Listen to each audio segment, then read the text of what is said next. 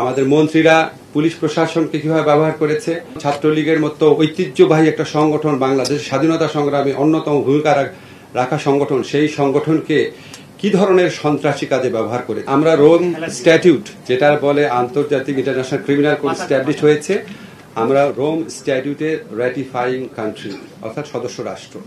কিন্তু আপনি আন্তর্জাতিক অপরাধ আদালতে তখনই যেতে পারবেন যদি আপনি নিজস্ব অপরাধ আদালতে এটার বিচার করতে আনউইলিং, অনিচ্ছুক বা আনএবল, অসমর্থ হন। আমরা তো অসমর্থ না।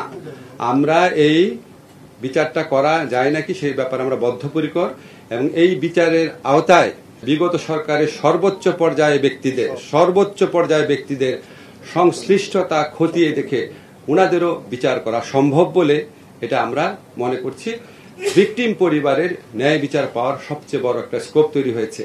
আপনারা জানেন আমাদের পুলিশ প্রশাসনকে কিভাবে ব্যবহার করা হয়েছে, আমাদের মন্ত্রীরা পুলিশ প্রশাসনকে কিভাবে ব্যবহার করেছে, আমাদের মন্ত্রী এবং রাজনৈতিক দলের নেতারা ছাত্র সংগঠন, ছাত্রলীগের মতো ঐতিহ্যবাহী একটা সংগঠন, বাংলাদেশের স্বাধীনতা সংগ্রামে অন্যতম ভূমিকা রাখা সংগঠন, সেই সংগঠনকে কি ধরনের সন্ত্রাসী কাজে ব্যবহার করেছে। এখন আমরা শুধুমাত্র পুলিশ ছাত্রলীগের অপরাধ দেখলে তো হবে না। এই ঘটনার জন্য, এই হত্যাকাণ্ডের জন্য দায়ী, বারবার আমি বলছি, ক্ষমতার সর্বোচ্চ কেন্দ্র থাকা ব্যক্তিদেরও বিচার সম্ভব দেখে আমরা মনে করছি এই আইনের অধীনে ন্যায় বিচার, মানুষের বুকের ক্ষত, মানুষের আহাজারি।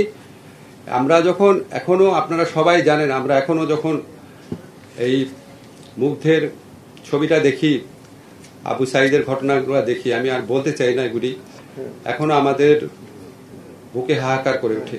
তো উনাদের সবার এই ন্যায় বিচার নিশ্চিত করার জন্য শুধু যে পুলিশ বা ছাত্রলীগের যারা হুকুম পালন করেছে তাদের বিচার না, এটার সাথে জড়িত সবার বিচার এই আইনের আওতায় আনা সম্ভব।